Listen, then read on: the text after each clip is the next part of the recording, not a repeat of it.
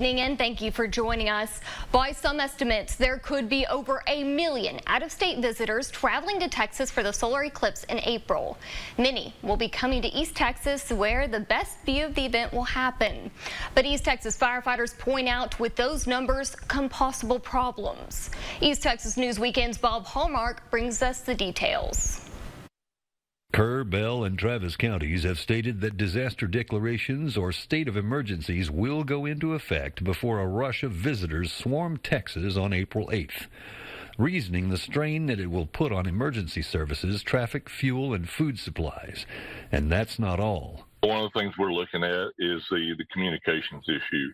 With that many people coming into our area, like I said, the estimate for the area around the city of Mount Pleasant, just in our general area, is from 13 to 52,000. Cell and internet service could become a logjam, and that could affect emergency services. McCrae cites a similar problem during a previous eclipse. 2017, up in the northwest, cell phones got overloaded, as well as the internet. Our cell phones have just become the main source for communications. Cellular companies is set up to where we can have service for those people that already live there, but when you double and triple, it's really going to push an overload to the system.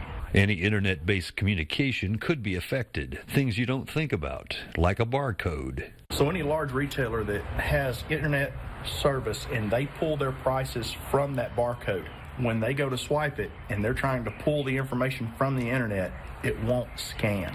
McCrae says just be ready for what may happen. Just being prepared is just a smart thing to do. Bob Hallmark, East Texas News Weekend.